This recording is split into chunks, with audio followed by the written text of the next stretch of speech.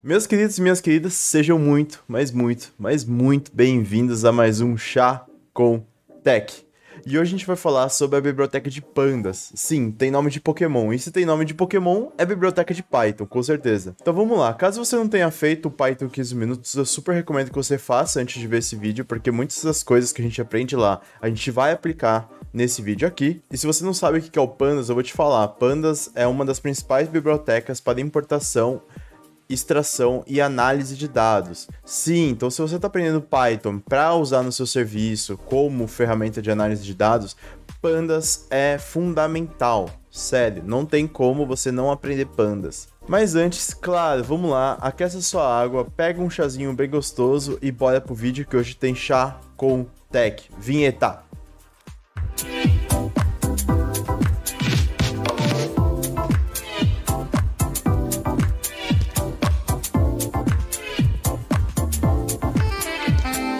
Então vamos lá, a gente está aqui com o nosso notebook aberto. Eu vou disponibilizar o link para que vocês acessem essa apostila aqui na descrição.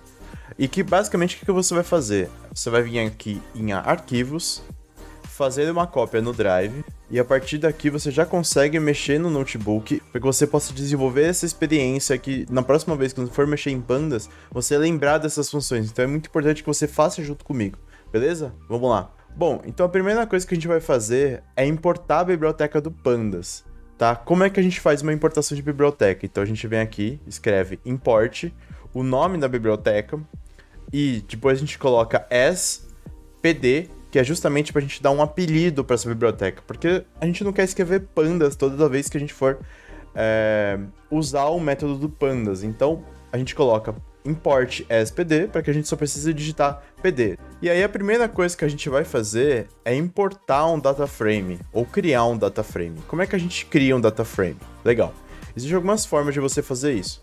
A primeira delas é você usar um dicionário para criar um data frame. Então como é que você faz isso? Você vai digitar o nome da data frame, né, em uma variável, então df é igual pd, que é a biblioteca pandas, ponto dataframe, que é o método para a gente criar um data frame. E aí a gente vai colocar o nosso dicionário. Aqui a gente tem um dicionário simples, né?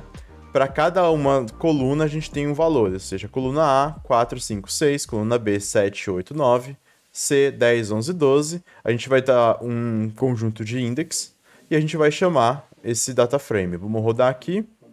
Ah, legal, esqueci de rodar o célula com import. Legal, agora que a gente já tem o pandas.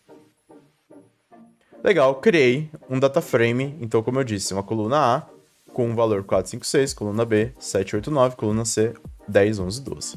Legal? A gente também consegue criar um data frame com esse mesmo método, pd.dataframe, mas usando uma lista de listas, ou seja, eu estou colocando aqui, em cada um dos elementos de uma lista, eu estou colocando uma lista diferente. Então eu coloquei aqui essa primeira lista, 4, 7 e 10, segunda lista, 5, 8 e 11. Terceira lista, 6, 9 e 12.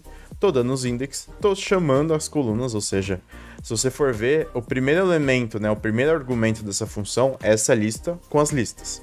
O segundo argumento dessa função é esse index igual, então eu tô dando uma lista de index para que ele atribua a esse data frame. E o terceiro argumento dessa função é a coluna, né, eu tô dando o nome das colunas. Vamos rodar aqui pra gente ver. Legal, ele rodou. Então ele tá usando o nome das colunas que eu dei. Cada uma dessas listas, ele gerou uma linha. Ou seja, diferente daqui que a gente está dando o nome da coluna e o valor de cada uma das linhas, aqui a gente está fazendo o contrário. Aqui a gente está dando o valor da linha, né? Da linha como um todo, não de cada uma das linhas, entendeu? E agora a gente vai fazer uma outra coisa que não é criar um data frame, a gente vai importar um data frame do nosso computador. E para você fazer isso, você vai ter que vir aqui nesse ícone de arquivo e vai ter que arrastar do seu computador um arquivo, né, com uma base de dados. Essa base pode ser em CSV, pode ser em JSON, pode ser naquele formato do Excel lá, XL, sei lá o que lá. Só que o que vai diferir é o método que você usa para cada formato. Então eu estou usando uma base em CSV, então eu vou usar o método pd, né, pandas, read CSV, e aí eu vou dar o caminho, né, desse arquivo. Se você não sabe o caminho, você só pega, clica, né, essa base, clique e arrasta para essa aba aqui, né, e depois você vem aqui e clica com o botão direito, copiar caminho, e aí você coloca, né, o caminho aqui em formato de string, não esquece, tá? E aí salva isso numa variável. Legal, vamos rodar isso aqui. E vamos ver o nosso DF. Legal, ele gerou esse data frame aqui. Eu estou usando esse data frame Titanic, que é um data frame muito comum para quem está aprendendo ciência de dados agora. Ele está disponível, inclusive, no Kaggle. Se você vir aqui nesse link que eu vou deixar na descrição, ele vai dar todas as categorias, né, desse data frame e explicar certinho. Então, legal, ele vai ter aqui uma coluna chamada Survival, né, que vai ser atribuído o valor 0 para quem não sobreviveu e 1 para quem sobreviveu. P-Class, que é a classe do ticket, o sexo da pessoa, quantos anos ela tinha, enfim, dentre outras colunas que ele vai disponibilizar nesse dataset aqui, beleza? Então, legal, a gente tem aqui o nosso data frame, você vê que ele tem, né, o formato de index, as colunas e as linhas, né? Cada coluna e cada linha é uma série no NumPy. Por que você precisa saber isso? Porque quando você for consultar uma linha ou consultar uma coluna, ele vai te dar nesse formato de série. E às vezes você precisa ter isso em mente para executar alguns métodos. A gente vai falar mais para frente sobre isso. Então vamos lá, com o nosso DF em mãos, a gente vai começar a aprender os métodos de consulta desse data frame. O que é consulta? Legal, é como a gente vai interagir com ele para tirar algumas informações. Mesmo que sejam preliminares, mas a gente tem que entender do que está se tratando, como é que ele foi importado. Para a gente, se de repente tiver alguma coisa errada, a gente tem que corrigir a base, entendeu? Então vamos lá. O primeiro método que a gente vai aprender é o df.columns. O que ele vai trazer? Exatamente todas as colunas do data frame em formato de lista, né? Então ele está dando aqui uma lista para você com todas as colunas desse data frame, né? Note que as colunas estão vindo em formato de string com o nome dessa coluna, tá? A segunda coisa que a gente vai aprender é como acessar uma coluna específica, né? Então vamos lá, se eu quero ver uma coluna, né, a coluna de nome especificamente, só ela, eu vou rodar, né, o nome da nossa variável que a gente salvou, né? Então lembra que a gente salvou o nosso data frame com a variável df, né? Então a gente só chama aqui df e entre colchetes o nome da coluna, né, entre parênteses. Então se a gente quer a coluna nome, a gente vai rodar aqui e ele vai trazer a coluna nome em formato de série, tá? Note que não é, né, a gente não está trazendo em formato de data frame, a gente está trazendo uma série com todos os 190 nomes que tem nesse banco de dados, tá? Você também pode usar df.name ao invés de entre colchetes nome entre parênteses. É mais fácil, porém nem sempre funciona. Se a sua coluna tiver acento, se ela tiver espaço, essa dinâmica de você escrever o nome, né, da variável do seu df, ponto, o nome da coluna, já não vai funcionar. Então, para ser garantido sempre, você usa sempre nesse formato de entre colchetes, entre parênteses, o nome da coluna. Beleza? Legal. Você também consegue fazer uma consulta, né, ou um filtro, se você, né, pensar dessa forma, com base, né, em um valor específico. Então, se eu quero puxar do data frame todos os passageiros, né, que tinham o sexo atribuído como masculino, a gente vem aqui, vai colocar df entre colchetes e o critério que a gente quer. Então, legal, a gente vai colocar o critério, né, a coluna que a gente quer, igual, né, e aí a gente coloca o valor que a gente quer, que no caso é male, né, porque o banco de dados está em inglês. Rodamos, legal, ele vai dar pra gente todos os passageiros que tem a coluna sex atribuído como male, legal?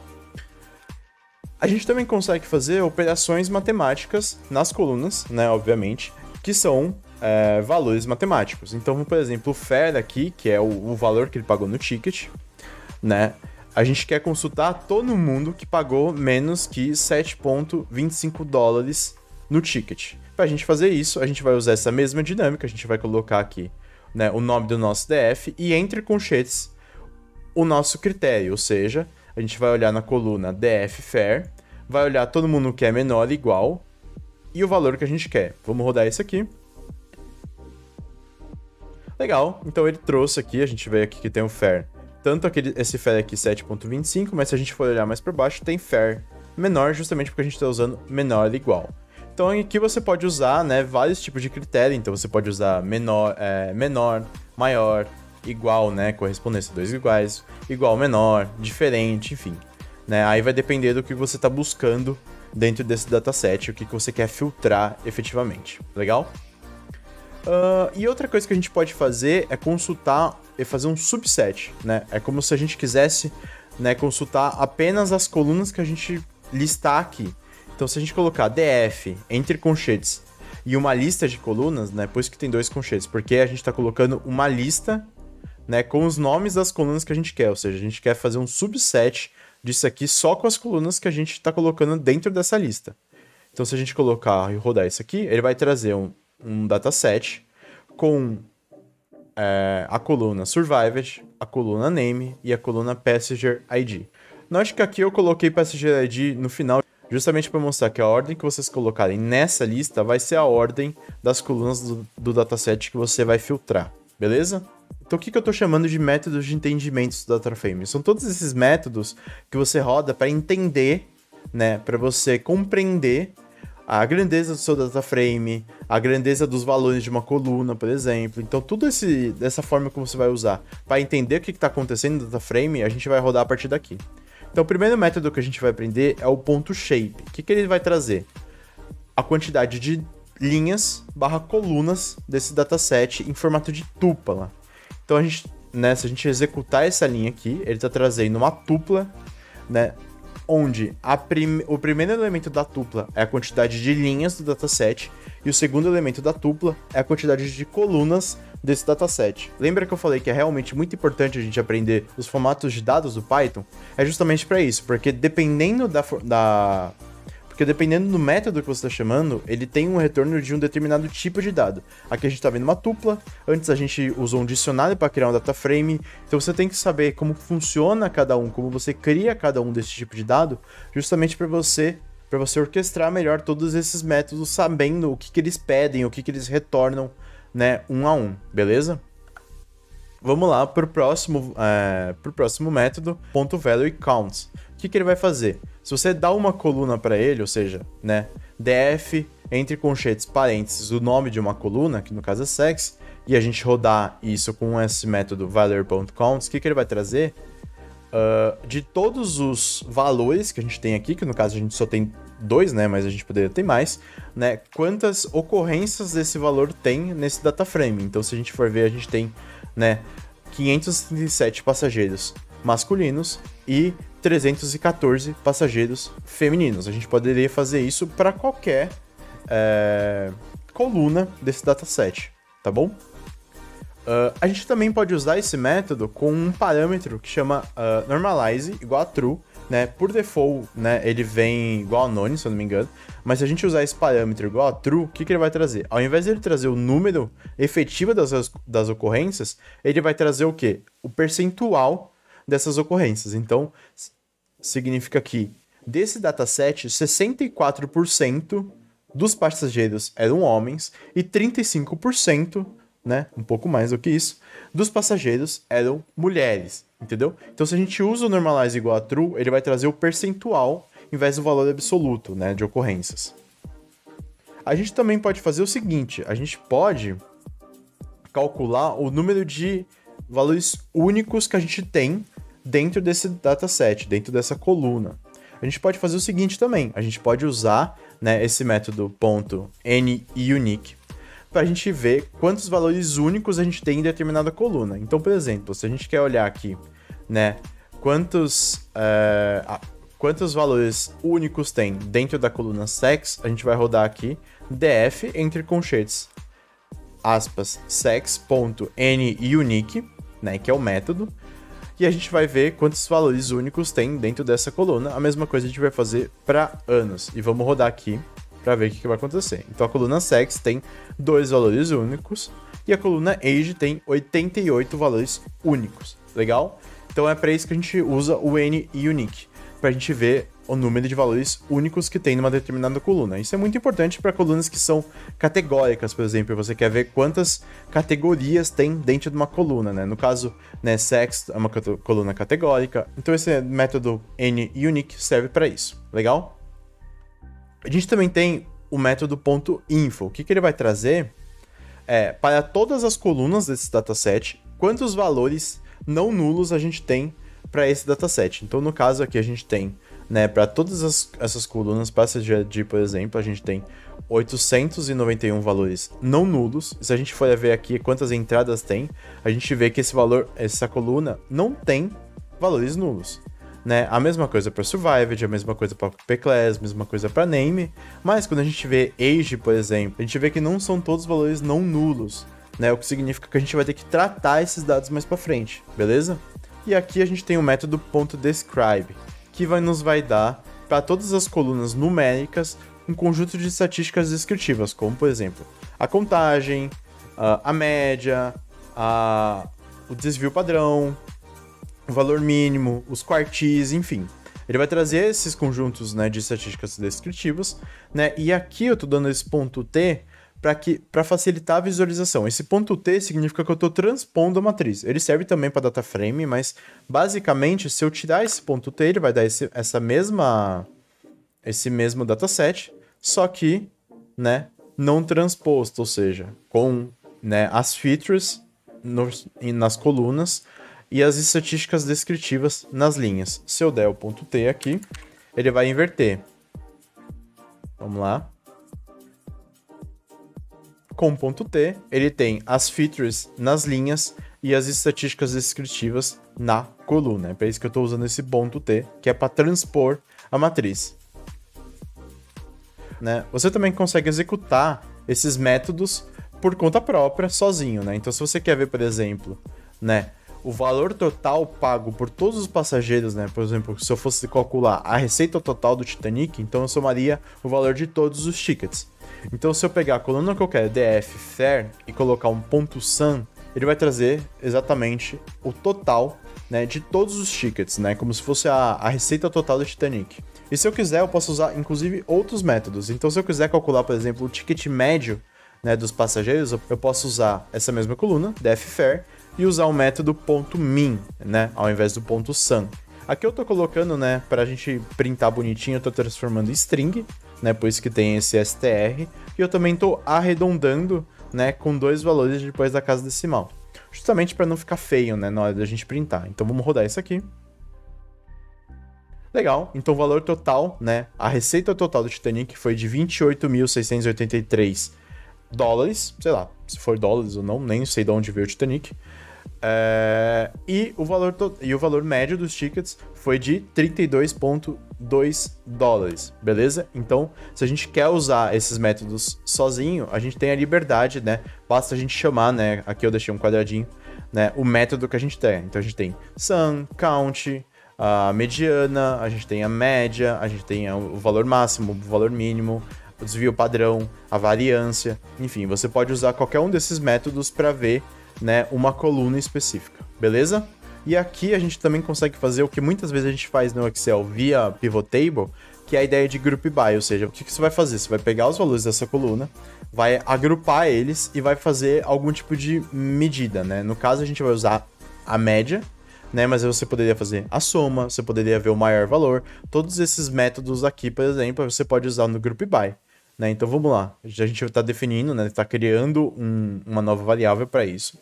A gente está chamando o nosso df, né? A variável. A gente está dando um ponto group by, o que significa que a gente está executando o método de group by. No parâmetro by, a gente vai dar o nome da coluna. A gente vai agrupar por tipo de ticket. A gente vai pegar o valor médio, né, do ticket, né? Então vamos rodar isso aqui. Rodando, a gente vai ver que o P-Class atribuído como 1, ele tem um valor médio maior do que o 2 e o 3, ou seja, deve ser cabines com um tamanho maior, com um nível de serviço melhor, enfim. Né? O 2 é o intermediário e o 3 é o piorzinho. Legal, então a gente vai para os métodos de manipulação, porque agora que a gente sabe, né, como consultar e como verificar, né, fazer algumas verificações preliminares do nosso dataset, né? Agora a gente tem que saber como a gente vai manipular, porque como a gente viu, esse dataset poderia ter, por exemplo, valores duplicados, a gente vai ter vários valores nulos, então a gente tem que tratar esse dataset para que a gente possa, né, mais para frente usar ele de uma maneira mais confiável, né, de uma maneira mais limpa. Mas isso vai ficar pro próximo vídeo, porque esse aqui já tá bem longo, tá? Então não se esqueça de se inscrever no canal, ativar o sininho, porque o próximo vídeo vai ser bem legal. A gente vai falar sobre manipulação, a gente vai falar sobre plotagem, a gente vai falar sobre aplicando funções com os dados do nosso dataset. Então não se esquece de se inscrever no canal e ativar o sininho para você não ficar de fora, beleza? Então é isso, galera. Valeu por assistir esse vídeo até o final. Comenta aí se você gostou. E é isso. Valeu e fui!